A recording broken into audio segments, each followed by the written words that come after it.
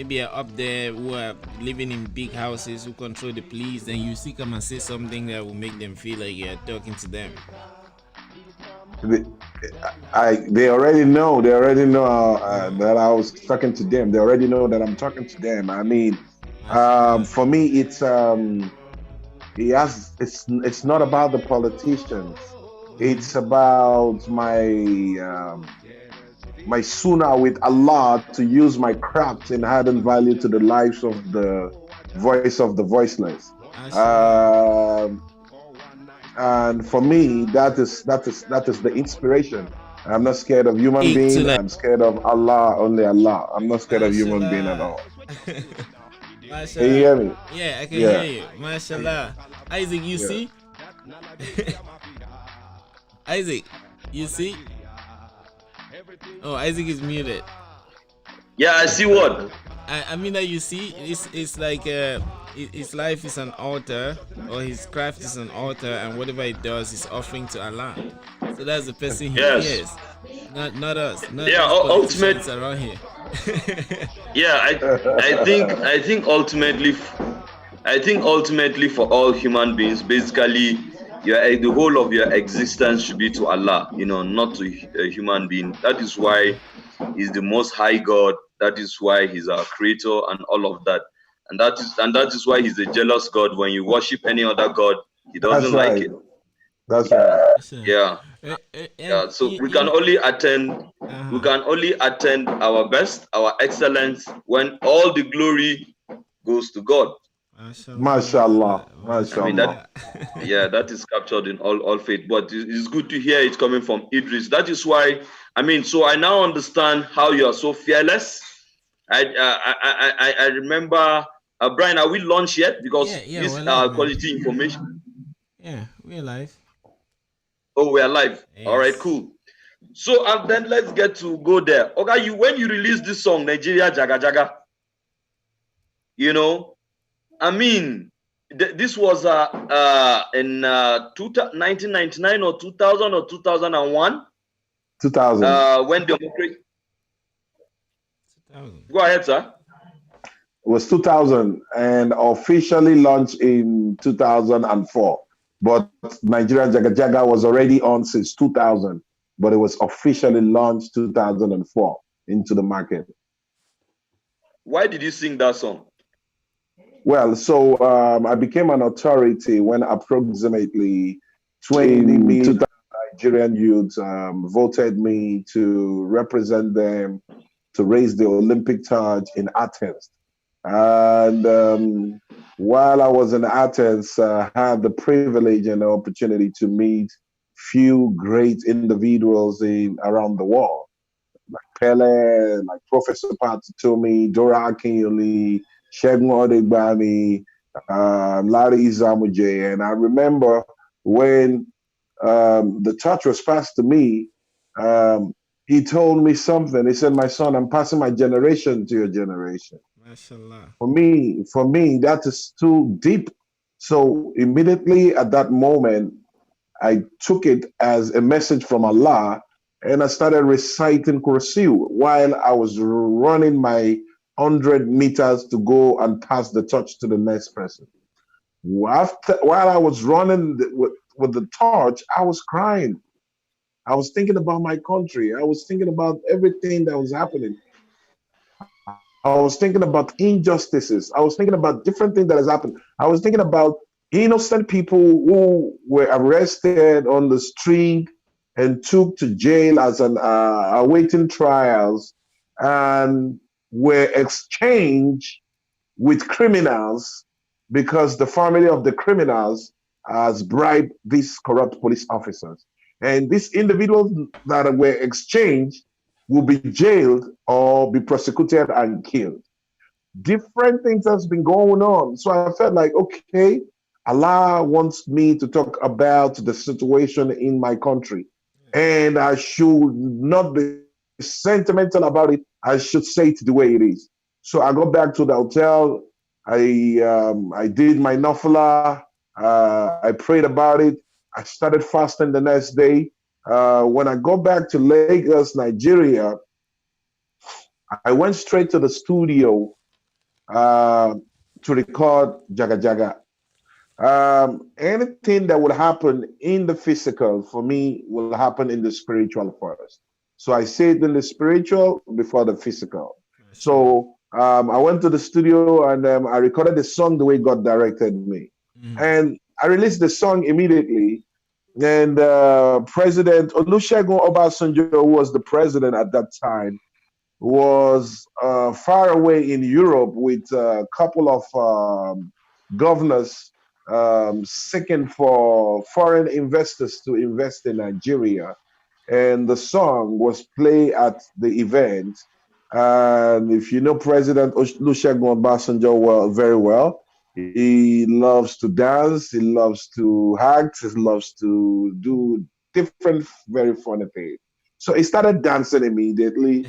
And the governor next to him now touched him and said, Oga, didn't you hear what he's saying? The song is saying Nigeria Jaga Jaga.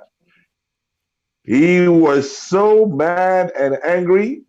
He sat down immediately. It was not up to 30, 40 minutes. They had to leave the event. Mhm. Uh, 3 days later, they came back to Nigeria. They discontinued the trip. And boom, here come the president on the national TV saying that that boy that sing Jaga Jaga na him papa and him family na him Jaga Jaga. Alhamdulillah, shukra. My Yeah. message got to the president and I Mashallah. was so happy. Mashallah.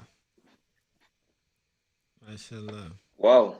So, sir, how do you reconcile that you from your own perspective and me sitting here, I agree with that perspective, that representation of Nigeria, that it has been Jaga Jaga even since that time, and that the president said that your father and your family will Jaga Jaga. How do you reconcile that with the NSAS situation going on today?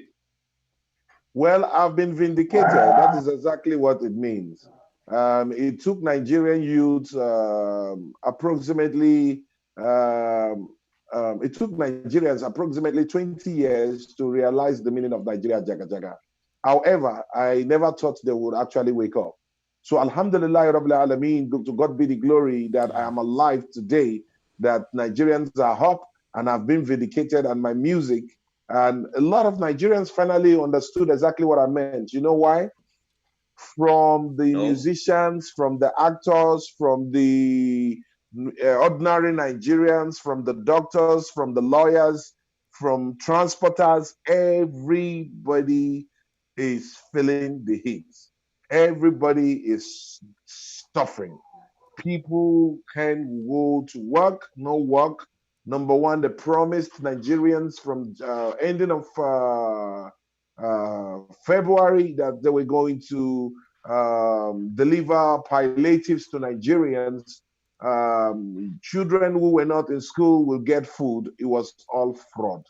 Nigerians were frustrated, no work, nothing to support themselves. And we have a government that that that that is so I don't know. I I don't even know what to call President Muhammad Buhari. I'm just confused. It feels like it's not in charge, and that is exactly what it is. And I think that individuals, cabals, who work with him, basically trying everything possible not to let him know what is happening because of his health. So Nigerians got tired. Musicians have not played show for more than 5 months. That's why you see a lot of them complaining, coming out to now fight, feel as if they are social crusade. Akbar Kabira has used the COVID-19 to let individuals quickly wake up from their slumbers and fight for their rights, and at the same time, to stand up and do things that will add more value to the lives of people, because those who survived the COVID-19 had second chance to live right again. Mashallah. Yeah. We also know that individuals around the world in the airlines are together, um, and they came out to create this virus um, for their own selfish interests. We all know that. And the interest is mostly for them to sell their Vicine, and the Vicines are so. If you know the negative implications that that will do to normal human being, after years and years and years, when the chip is put in your body, that is crazy, and you will never want to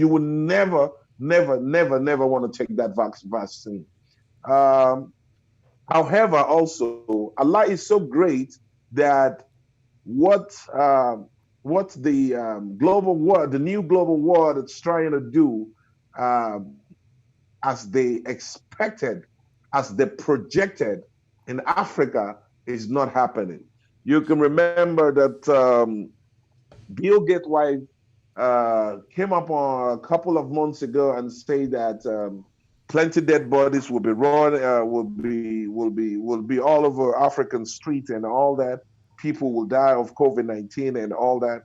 But Allah Akbar Kabira, you are he's the creator of everything. Mashallah. You can you is the creator of everything. You can do anything that you want to do. If Allah says it's not happening, there's nothing you're gonna do about it. That's why, when they say man proposes, God disposes. You know what I mean? Um, um, um, um, the idea is to build a new wherever, new country, new China, new whatever it is, new whatever it is in Africa. They want Africans dead. They want a lot of people to die. But the Africans are not dying because Allah is great. Also, what they didn't tell you is that if you can maintain so much heat, if you can derive heat in any which way, to kill the virus by boiling hot water, getting balm, putting it in the water and cover yourself, making sure you do these exercises, living healthy, cleaning your hands and being careful, wearing your masks, you will survive.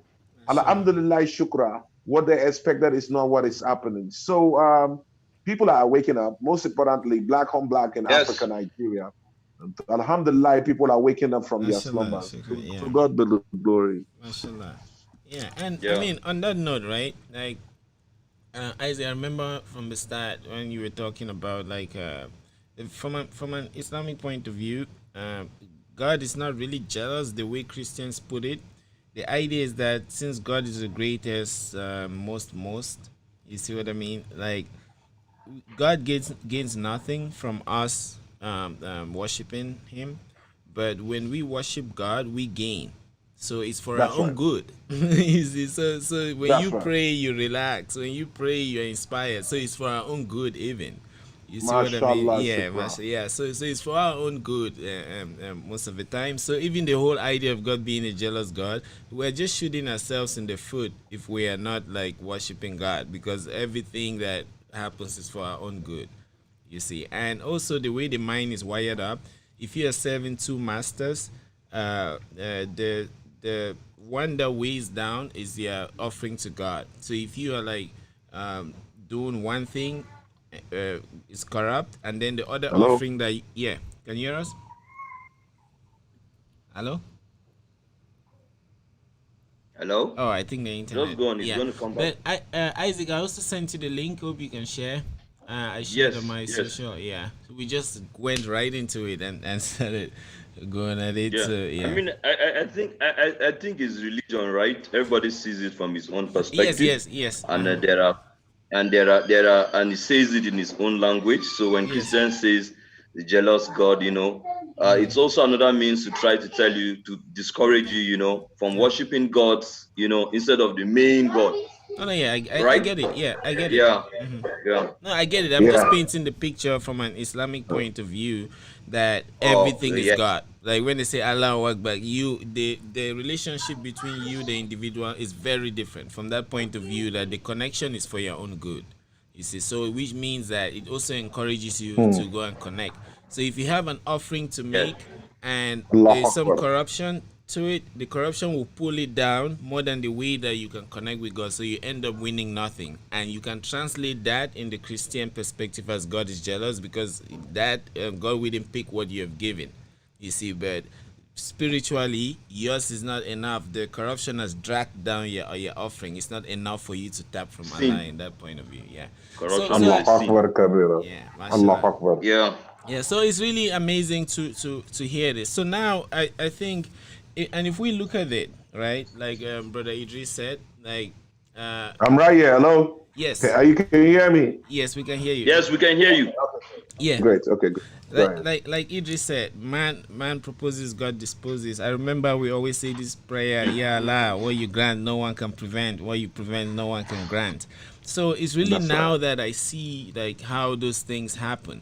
And even if you have a set of people who claim to want to do a new world order, that at least is happening too, but in a kind of direction where we all are seeing that we have the power to create the reality that we want to create. So That's right. yes, new people have come up, new businesses have come up. Elon Musk, for example, I think he's now the fourth richest person, and he invested in things like solar energy, electric cars. So you see now that the world order itself is changing. All those oil That's right. moguls, and Nigeria is a very big producer of oil. So if Nigeria That's doesn't right. adjust and oil goes out of like business, Nigeria will go down. Even Africa. That's crazy. Oh Yes. yeah, I keep telling them all Yeah. the time. Yeah, It's things are so changing. sad. Things are changing. Before, there used to be whale oil. That's what they used for energy. There was whale oil. Even before that, there was coal. It evolved to whale oil. They were killing whales, like catching whales, taking the oil that they had and using it to power cities. Then they discovered crude oil. You see, so now solar is coming. If we leave crude oil and evolve to solar, we Africans, we think we have all the resources. We're supporting the world. If that advancement comes, what shall we do? We will be a dumping ground. So, You so I see? go back. Yeah. That's why it's important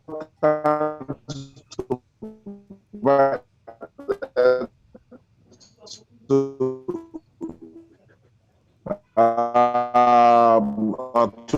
diversify and go into agriculture, go into human resources, invest. Exactly. God bless you, my brother. That is exactly what it's. Every time I flash back and go back to one of my teachers back in school, he said something. He said that fear is stagnant. When you're scared, you will be in one position for the rest of your life. The spirituality that is attached to fear will never, never, never, never, never, never, never, never, never, never, never make you successful. Will never So, make you move forward. Will never make you a man. But when you defeat fear and you put Allah first and you ask Allah for everything, and it's Allah, you remember, and every moment you think about death, you think about people. Imagine that they are taking someone to go to the burial ground. You're thinking of death every moment. You're thinking of Allah every moment. You're praying. You're doing your prayers, and you're giving your arms every moment. Trust me, the knowledge that will come from Allah will shock the world by the time they get to know exactly what you stand for. Alhamdulillah, Rabbil Alameen. I give Allah the glory. It feels good to be a Muslim. If I'm not a Muslim, maybe I wouldn't have known all these beautiful things. Islam is so peaceful. Islam has taught me everything. Islam has taught me how to sit with my brothers and eat together. We grew up in the north. We all eat together in one plate. Islam is so beautiful. It's a great view. It's a beautiful way of life. So Alhamdulillah, Rabbil Alameen. mashallah. So now that the You know, youths are trying to, yesterday. oh, sorry, Isaac, go on. Yeah, sorry, Isaac, go on.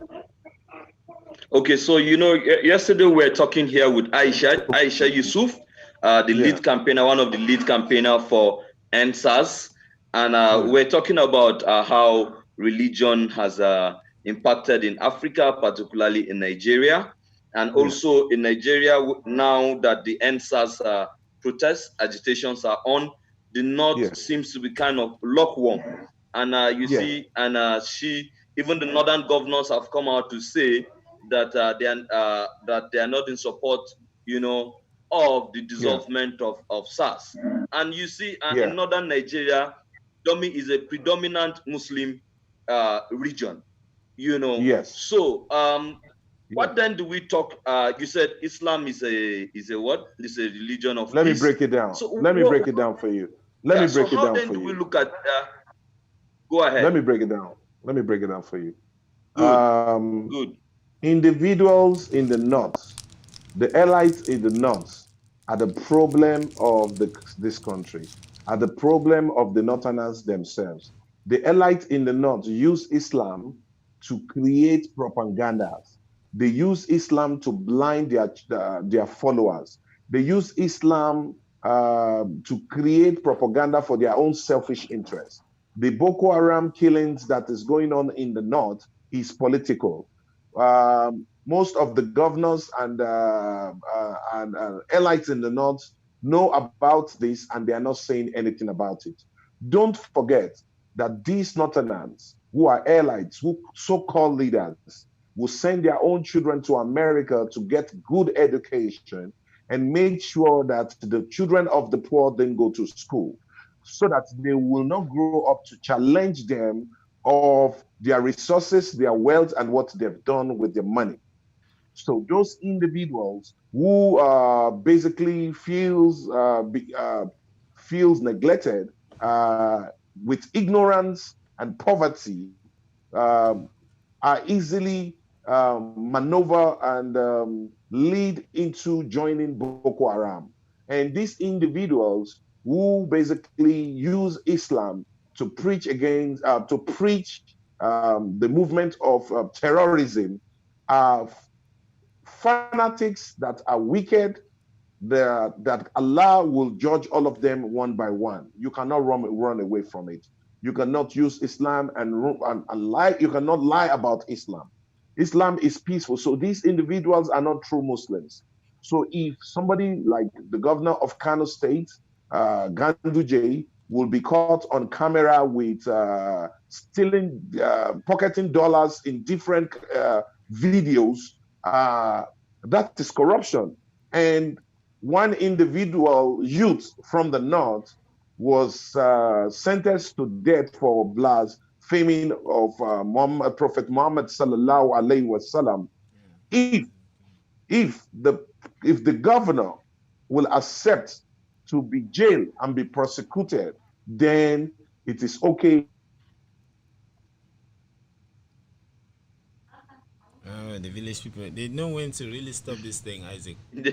Exactly. They always know Yeah. when to really strike, you know. Right. And this is that's why I like Eedris. This has been something very controversial that everybody is running away from. Go ahead, sir. Good, you're back. Listen very carefully. I grew up in the north. I don't and first of all, let's put this perspective back in check so that everybody would understand. There is difference between Islam and Arabic. Arabic is a religion. Arabic is a language. Islam is a religion. But in the north, because of the ignorance, a lot of people believe that Arabic is Islam. So whatever happened in Middle East, different country, you don't even know what happened. You want to do the same thing in the north because you are ignorant. You don't have education. Yeah. These people are so blind. They are into poverty. These individuals have, oh my goodness, have embezzled their future. Then you now see the poor people coming out to marry 3, 4, 5, 6 wives. You don't have money. You don't have money to take care of these children. You marry so many wives. You know you are a poor man. Then when the children comes to the world, you now send him to go to the Islamic school to go and learn Islamic, which is a beautiful thing. But even Allah says that we should look for more knowledge so that we will not be ignorant of the fact that the Quran have said. If you have more knowledge, you will know exactly what the Quran said and what the Quran did not say. So for me, religion is in my heart. Religion is in my heart. That's why Islam is beautiful. You don't have to you don't have to go to the mosque to pray.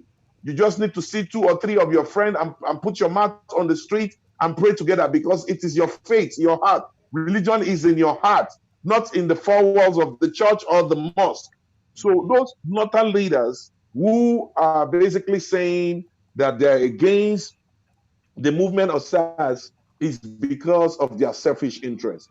First of all, what they need to do is to be ashamed of themselves, call themselves together, and start doing the right thing by telling their people the truth, by giving children compulsory education, by discouraging children to go into terrorism, by making sure that every child goes to school and get the knowledge of education to be able to stand and fight for himself.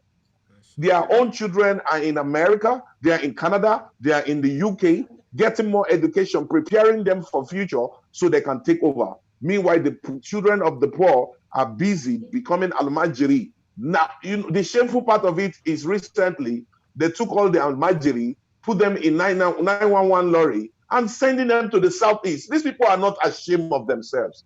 Meanwhile, there are great northerners out there who can do better, who will speak the truth and stand for the people. So it's time for the northern youth to start asking and holding their leaders to accountability. It's as simple as that. And if you are a northerner, you must do everything possible to make sure that your children go to school so that they can know the wrong from the right.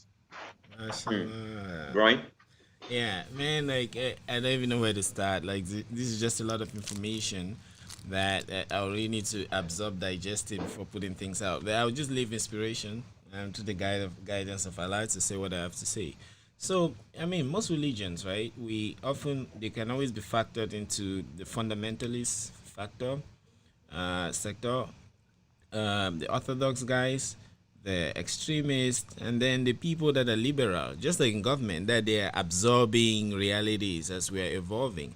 And also, liberalism is mostly about absorbing knowledge, right? Fundamentalism, orthodoxy, there are those that don't want to adapt. And like Brother Eedris said, in the Quran, Allah Himself is saying that like you should get knowledge. The first when the angel first met Muhammad, he said Ikra, right? It's about like get learning, and you are told to learn. Even if you go to China to learn, you're told to learn and evolve. You see, Nigeria now is a country that is very blessed in Africa.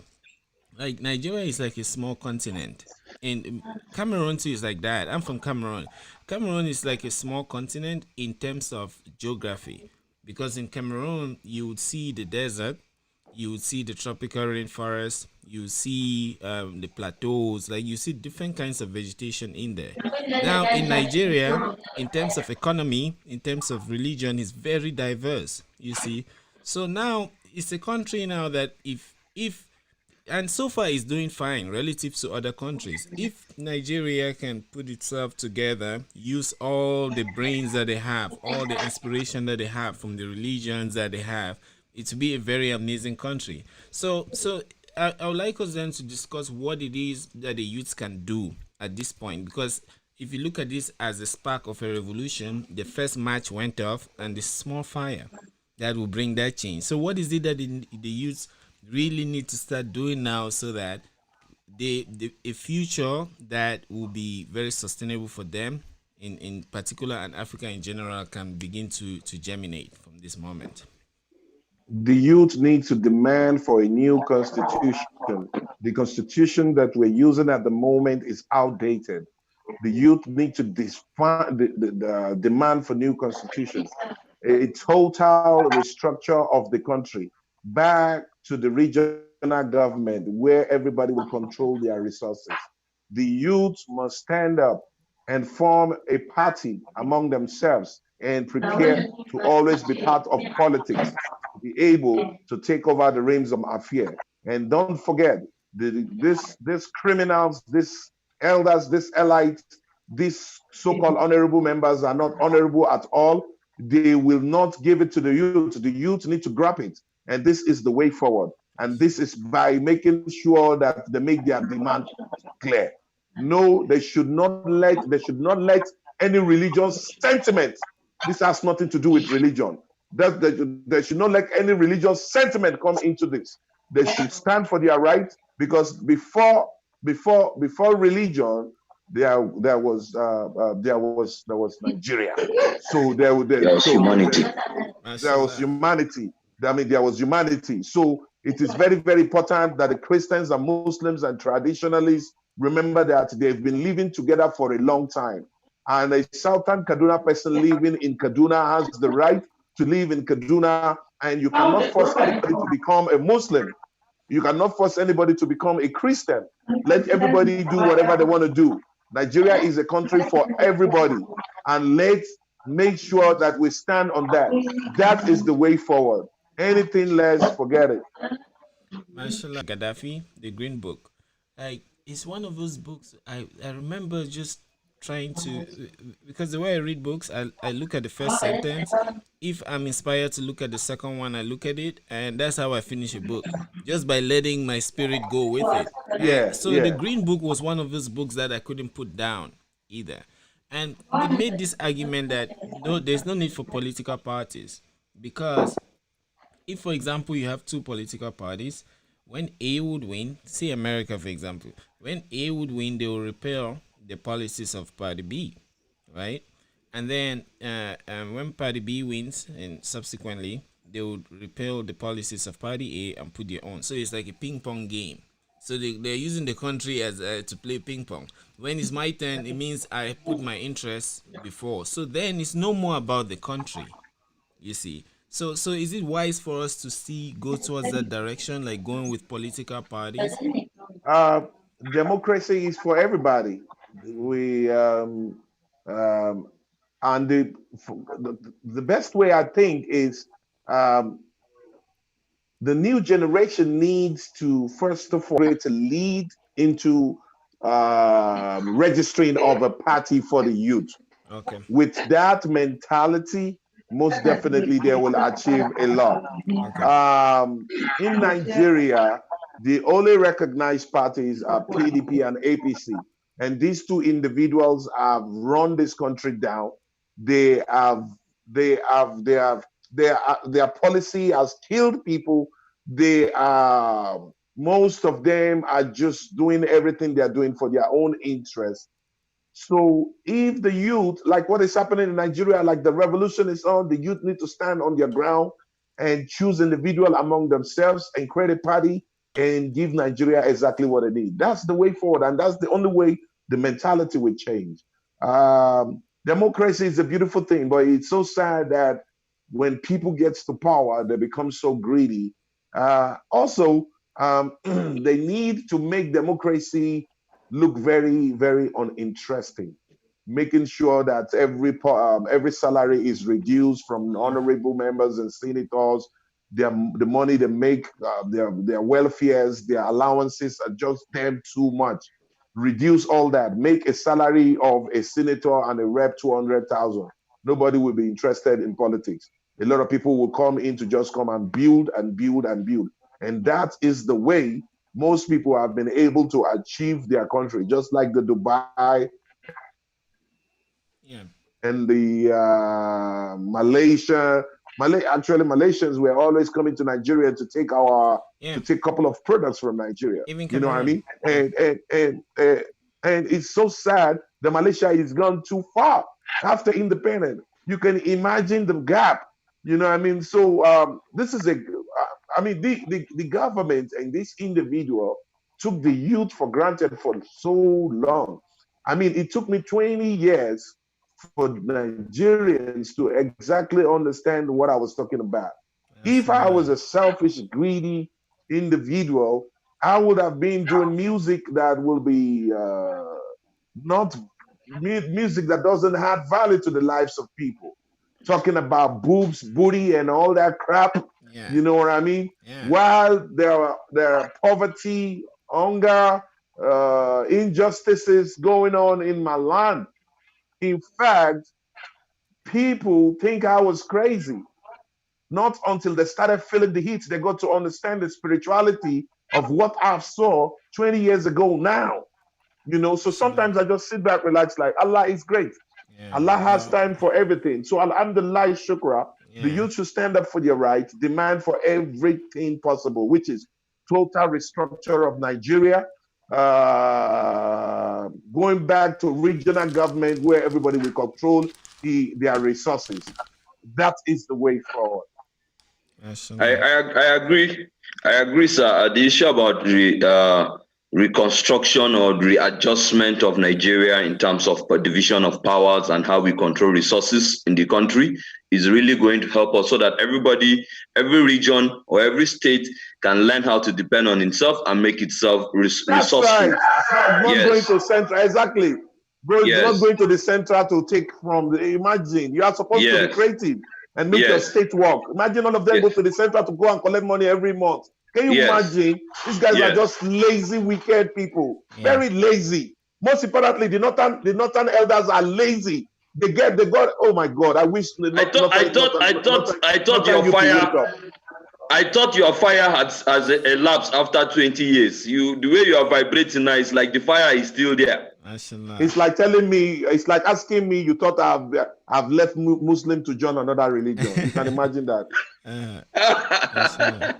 All right. So, I mean, coming back to what Brian said a little earlier, introducing the theories of Gaddafi and how he perceived democracy and how it should be practiced. I think Eedris here. Libyans, my brother, sorry to cut you short. No, Libyans are regretting their action up till today. Gaddafi was the best thing that ever happened to Africa.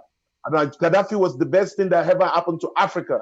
He was not sentimental. He just wanted Africa to grow. He wanted Africa to have its own currency. Meanwhile, Gaddafi created a beautiful platform for every youth in Libya who graduate from the university, work and job and a house. If you get married, work and a house and money to let you start business. What kind of leader is that? That is a great leader. Those are the kind of leaders we want to see. It was after they killed, the Libyans were so stupid enough to allow propaganda of the Americans to let them kill Gaddafi. It's so sad. It's a shame. And that's why you see terrorism in the West Africa to the North Africa. It's grooming.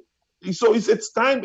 My brother, it's painful, Jerry. Yeah, it is. It has really impacted, all the weapons that are being used, in Boko Haram, in the banditry, in the north central of Nigeria. Most of those weapons have been traced back, to the breakdown of Libya and the crisis and all the fightings and all the weapons that were supplied by the Western Bloc. All those weapons are what are causing problems. Yeah, that's right. The northern governors should stand up and face reality. They should stop being selfish, killing their people because of what they want to eat. They are wicked. Allah. There's no way. There's nowhere in the Quran that Allah said that you should kill your people or propagate. Imagine Muslims. In fact, not is supposed to be the best place in Nigeria. If Islam is followed duly and if they practice Islam duly, they all come out with their hypocrisy. They pray every time, but they go behind the door, pick up pen and paper and create policy that impoverish their people. Shame on the northern elites. Yeah, and also, right, Allah is like that. Allah subhanahu wa ta'ala in all his wisdom is very good at exposing people. So like if they always say the best trap setter is Allah. Allah is very good at setting traps. Allahu Akbar. So the northerners, like if whatever is going on there is also something for all of us to learn from. You see, as humans, mistakes are meant for you to adjust. I think the main mistake, apart from like maybe giving credit to some other god, because it's like someone invites you for a party and you start giving credit for that party to maybe the neighbor who may as well be a drunk. So sometimes paganism where you are worshiping a stick or a stone, and I think that's worse. But apart from that, imagine the mistake of not learning from mistakes. Like it makes you like a stone. Because you don't adapt, you see. So that's right. Yes. So as humans, we should look at that and grow from it. Like some of the policies you have proposed that the youth should stand up. Now, if we look at what it means to be youths, you would see that the youths have not been wrong so far. And let me give my examples. Before we can talk about like Libya and Gaddafi's policies to see how they come in picture. Look at the churches. Who are those running the churches? They are the youths. Look at it critically. I was a Christian. I just converted to Islam like last year. So I'm like, Allah yeah, Akbar yeah, that was good. Kabira. Yeah, so Wow. I was a Christian, and if you look at the Catholic Church that I grew up in, you have the St. Stephen's Guild, that's mass boys. You have for ladies, you have the Cadets of Mary, right? And you have other youth groups. They are also kind of hierarchical too. Then you have like the CMA, CWA, that's for men, women. Those ones, those are like veterans. When they when they sing, their choirs, when they sing, when they take care of mass, is really like good. You see all the experience, but that happens once in a while. There are the youth choirs that sing every Sunday, morning mass, that the youths that clean the church. The parents can decorate. So that's just to show you that the youths are like the bedrock of society. So if you look at those churches, churches have existed for thousands of years. Like there could be scandals in those churches, but have we seen churches falling? No, they are instead growing. So you see that the youths are very proactive, and what it is that they control works. The churches are still surviving because of the work that they're doing for free. You are cleaning it, you are singing. Okay, if we look at it from another perspective, you look at the people like Olamide, or the other artists that are coming up today. When you ask them their history, all of them will tell you that they started singing in church. Most of them will tell you that I was singing in the choir, I was this. So which means that the youths always have that power to contribute, and where they have been contributing, where they have had the freedom to contribute, they are surviving and they are excelling. Now if you look at the music sector of Nigeria, the youths are the ones leading, and that's working well, right? So what if now the youth goes to government and pumping that energy?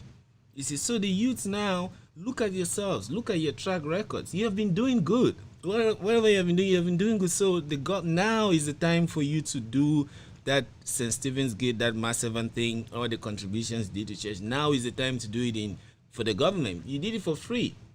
In church, you are not paid. So now there's no need for you to come to government and then want to make the millions.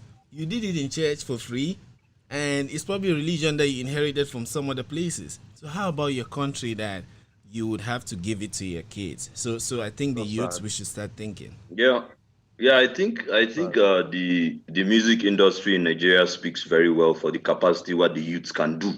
You know that whatever the youth puts their hands to do is very likely to succeed. And it has also proven that we depend on efficiency. You know, it's not because this one is an elder from that village or this one is an imam from that village. That is how these politicians, Yeah. actually see things, and that's it's with those sentiments that they rule Nigeria. That's But right. coming back to what I was trying to say about Brian mentioned the ideas of Gaddafi as regards to democracy. You see, I think Eedris here has mentioned the bedrock of everything. You see, Yeah. when you get committed people with integrity, even if you are from APC or you are from PDP, at every point that you get into the position, you know that you are going there to serve your people. That's right. Sure. So for me, the structures, whether it is 100, that is opinion for me, whether there are 100 parties or is even a partyless affair, it all depends on the values of the people that are being elected into these positions. So this is That's right. why Nigerians must take a look at who we are voting. Who are you electing? Who is the person that you're voting for? So when that person That's right. gets into power, is he going to be loyal, to his pockets, or is he going to be loyal to his godfathers, or is going to be loyal to the country? That's That's right. true. So even if Party B beats Party A in the next election, Party B knows that they are coming to serve the country, but not to Serve the serve their people. party. That's right. That's Yeah, right. but to serve the people. So that was That's just right. what I wanted to add there. That's Then I right. wanted That's to right. say, yeah, so I wanted to ask Oga Idris, that now we are saying that the youth should get involved in politics. Now, are we ourselves ready? Are you yourself, will you be ready to run for a political position? Because sometimes they say if you want something to be done, you have to do it yourself. Yeah. MashaAllah. Everything that will happen, like I said, with my principle, everything that will happen in physical already will happen spiritually. Um, I've not gotten a message from Allah to go into politics. I've always have interest in mentoring individuals that will go into politics.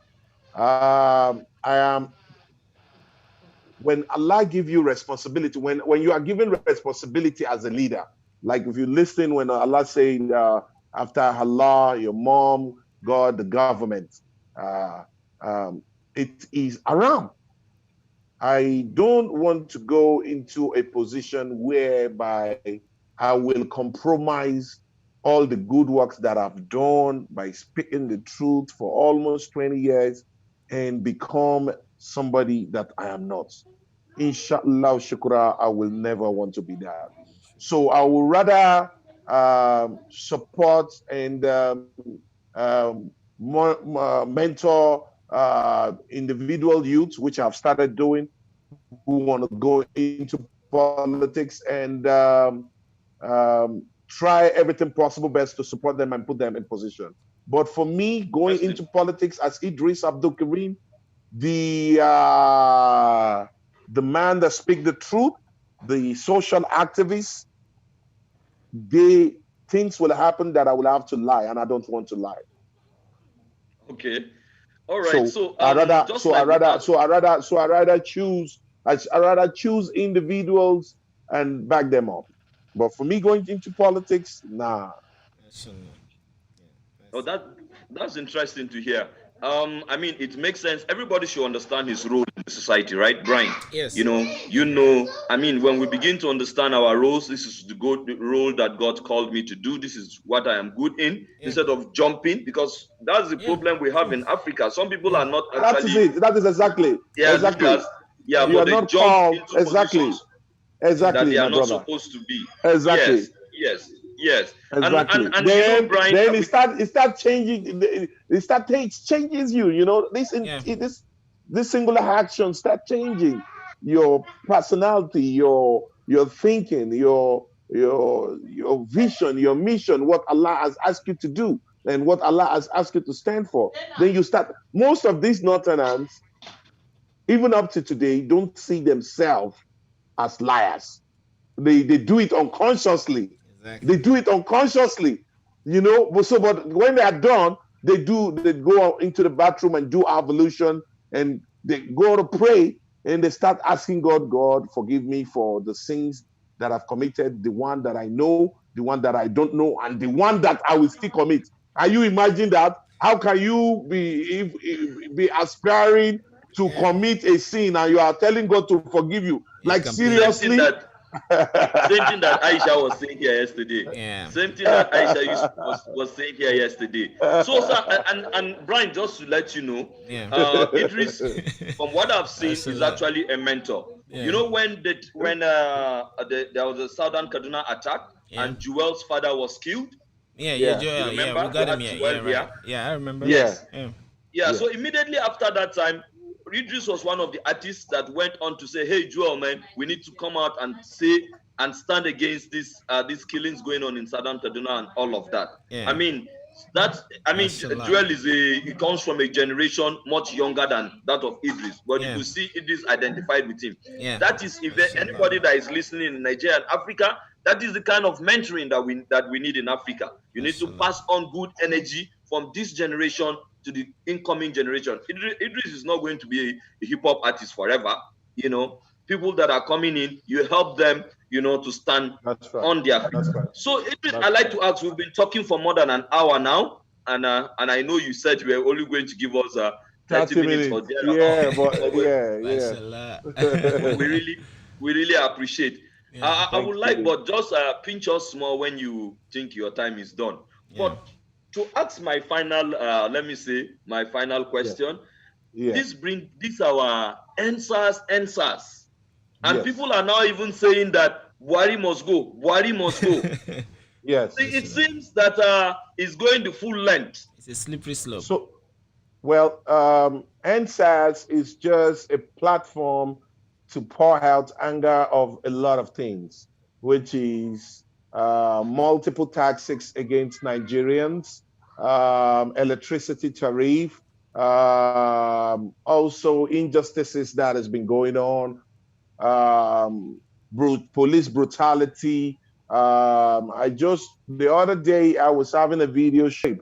So my daughter invited her friends over to the video and to the video shoot. So on their way coming, they were stopped by policemen and they took one of their phones and checked the phone and saw the picture of an half-caste lady. No document, nothing, just a picture of an half-caste lady. Normal picture that qualifies for their normal advertising and things. And the guy told him to go and bring 200,000. The policeman told him to go and bring 200,000. Then immediately he and the brother called my daughter. Immediately what happened to me. And immediately she brought the phone. I say, pass the phone to the policeman. Let me talk to the policeman. She passed the phone to the policeman. I say, how Nadi? What's up? What's in the happen? He said, hey, now why they follow talk? I said, my name is Eedris Abdulkareem, aka Obasanjo's best friend, Nigeria Jaga Jaga. He said, we know you well now. You the past year, you they give us money now. I say, okay, I they give you money. I say, I beg, do me a favor. You see those children, they miss road. Help me bring them, come the location where they. It's not far from where you are. The policeman now brought them. Immediately the policeman brought them, and I've called and I asked him a question. I said, where do you represent? He told me. I called the DPO immediately. I say, so you send your children, your boys to go to the street and to start extorting the people by collecting money from the people. And the guy was like, Eedris, who? I said, one of your boy is here. He saw a white girl picture in one of my children's phone, and he asked them to go and bring 200,000. And he said, pass the phone to the boy. And I passed the phone. Immediately the guy started begging. So I collected the phone back. I say, I know that you are going to remove uniform from this guy, and you are going to, first of all, put him in prison and he might lose his job. Please do me a favor. It is because you guys from the top don't pay these people their right money. Imagine if a policeman is paid 250,000 naira, he will never want to extort any money from anybody. He will never want to put the anger that he's feeling on the street inside son, so drunk with AK-47, trigger ready to kill anybody when he's just looking for money. So when the police is reformed, SARS is banned, and they are being paid very well, and we have a total reformation. For goodness sake, if you go to the barracks, you'll be ashamed of yourself that these are police barracks. Some of these individual policemen went to Borno State and got killed by Boko Haram. Their family was chased out of the barrack by the same police. You can imagine that stupidity.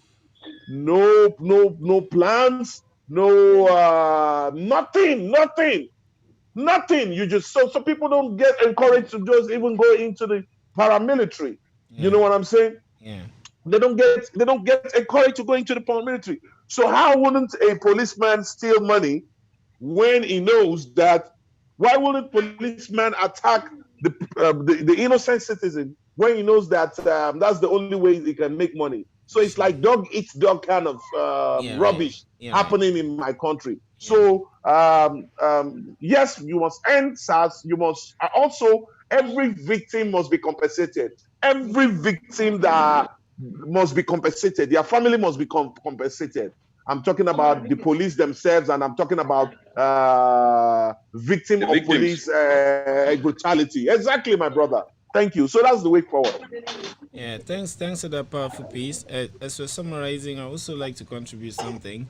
It's amazing that you paint that picture that is very high level, so we see all the little pieces that we need to adjust. And one aspect to is accountability, because people are always afraid of spending technically, but again, this is a real paradox. But then they misuse resources the most. Now, if you talk about settling the police, settling the families of those that have been hurt, people would think that would cripple the economy, but it will never.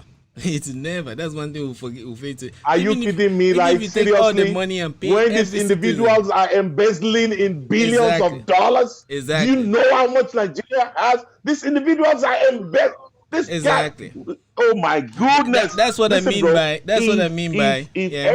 I understand you. Yeah. I understand you, my brother. Imagine if I just want to chip in something. Yeah. Imagine if every citizen with their BVN collects 1 million naira, 200 million people. You can imagine how much that is. We still have so much money. Don't forget that this government individuals bring out money every year for people, for government officials to make arrangement for their girlfriends and wives and children to go to the pilgrimages in Mecca and in what's it called, Jerusalem. Yeah, Jerusalem. Meanwhile, Allah says that meanwhile that's public fund, not your individual fund. You're supposed to use your individual fund, not the public fund. Not the public fund. It's supposed to be your individual fund. Yeah. So you can imagine what I'm saying. So imagine if you channel this energy by not embezzling people's money and making sure that you're creating just basic amenity, light, road, light, road, light, road, creating employment. Everybody will be fine. Nobody will be complaining. But these individuals are so wicked. They are so wicked that Allah will never. I know Allah is so great. Allah Akbar Kabira. Oh, Allah is so patient. Allah is so patient enough that He will make sure that they grow so old. And people won't understand why Allah wants them to grow so old. People will feel like they're doing so much bad. Allah is supposed to act and take them away. No. Allah knows how He goes about His things. He will make sure that they grow so old very well. Then they will now start seeing. They will not turn back. They will become a child again. Then they will remember everything that God has given them in their position and what they did not do. They will now regret every power that they had and they did not make use of it for the benefit of humanity. They will start regretting it. At that moment, they will now be asking God for death. And God will be like, Allah Akbar Kabira. No, listen, man. If you know Allah so well, you, in your instinct of thinking and reasoning, you will always be careful. You will think before you do anything. And when you see anything that is truthful, nobody will tell you before you jump towards it. Alhamdulillah Rabbil Alameen. I love the life that I'm living. Mashallah. And so if you look at it, right, from a computer point of view, there is always something called the loop. Even artists, you know the loop. The loop is like a repetition. But the core of a computer, the brain of a computer is a loop that is going around. And sometimes the main loop receives input, processes the input, and produces output. But interestingly, some of his input can be output that it has produced. So that's, if you run a country like that, it's amazing. So what do I mean by this? You can give everybody all the money of the state. If there's accountability, people are paying their taxes. People are paying their taxes. People are getting jobs.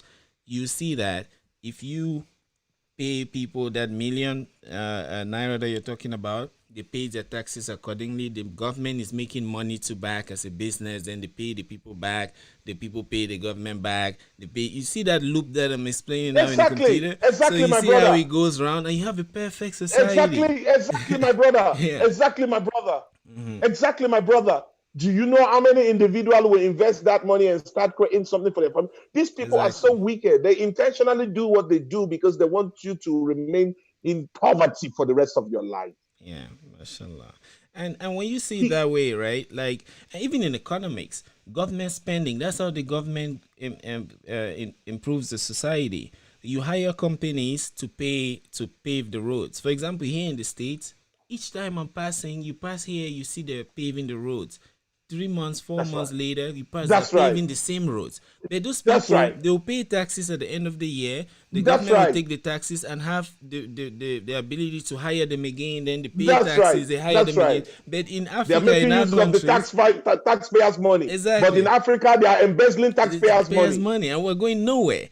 So it's really, really sad. So I hope that we, the youths, we should be able to acquire knowledge enough to bring the changes that we want to do. Our civilization is at the cradle of, it's at the acme of what humans can achieve. Back in the day, they will talk about Babylon, people using clay stones, and that's how we had formulae nowadays and all the mathematics. But today we have the computer, we have technology. So we as the youth, we use it to make music, we use it to make art. Let's also use it for governance, for spirituality, and to contribute to humanity. And Allah will Inshallah. pay us back. Ami Arabi. Ami Arabi.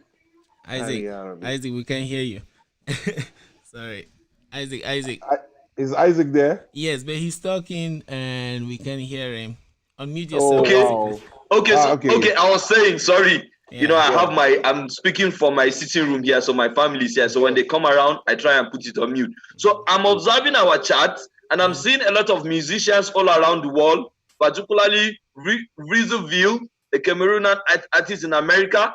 They are all showing interest because they are happy to see one of their role models, speaking here. So, sir, before we go, we would like you to say something to the artists. Oh, Isaac, your audio again. Isaac, your audio again. Yes, so please finish what you're saying. We can hear you now. You can hear me now? Yes. Yes.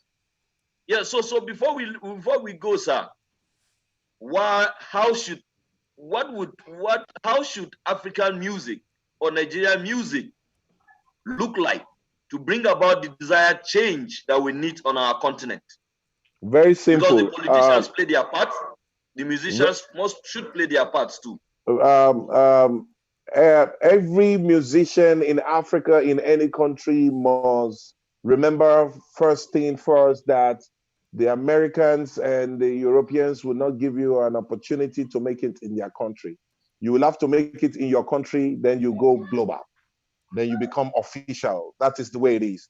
Don Jazzy was in the UK with the band, but they never had the opportunity to blow, to make it globally. But they had to come back to Nigeria to make it. Now, if that country can give you that opportunity to become a superstar, it is your responsibilities to stand up for that country when it needs most, when the country needs you most. And this is the time that the country needs Nigerian youth most importantly, the musician, to stand up and speak the truth.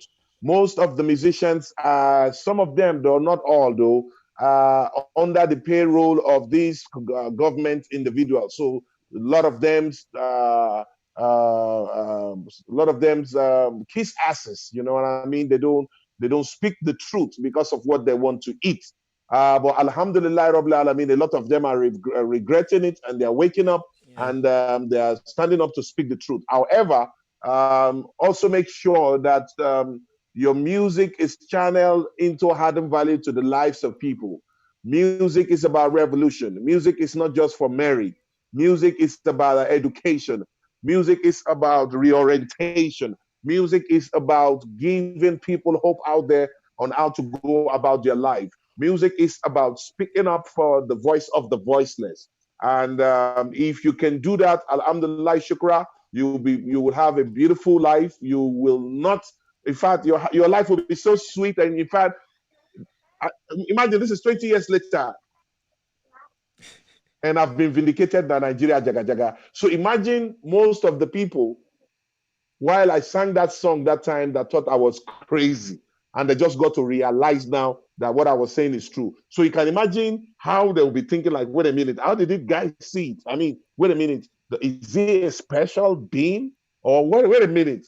Okay, I think there are things that we should do for God's sake, for humanity's sake, not for our own selfish interest's sake. So make sure your music is adding value to the lives of people. Your music shouldn't just be about talking about boobs and booty. Your music should emancipate the mind of the people. Your music should give hope to the people, and your music should encourage people to stand for their rights. MashaAllah, alhamdulillah, I've been able to live with that, and to God be the glory. I love the life that I'm living. MashaAllah. So thank you very much, Brother Eedris. Thank you so much. Yeah, shout out to all those that were following this. Without you, this would not happen. Like we always say, if the moon shines, you're not there to see it. Did it shine? You never know. So this has happened. If you are not there to watch it, did this happen? So thank you very much. We thank Brother Eedris. Please, Brother Eedris, consider this to be like the first episode out of a countless number of episodes we can have. We would be glad to have you here again. If you have thoughts to share, to talk to us anytime, reach out. We would open the spaces and then we would have our conversations, both to inspire ourselves and the future generations. No problem. Anytime. Thank you so much. My Thank regards you to the family. Idris, thanks. mun gode Allah jaza maninka. Yeah, I may don't Allah, want to go there. yeah, may Allah in His Alright, man, 99 cheers. names, who creates the world by speaking, bless us all immensely. Ami Arabi. Yeah. Looking forward to Amen. hear your story from Christianity to Islam very soon. Yeah, I'll be very glad to Inshallah. say that. Yeah, I'll be glad to say that. Yeah. All right. Yeah. Cool. Yeah. Yeah. Yeah. Bye, So bye, everybody. guys. Yeah. Yeah. Bye. Yeah. Bye.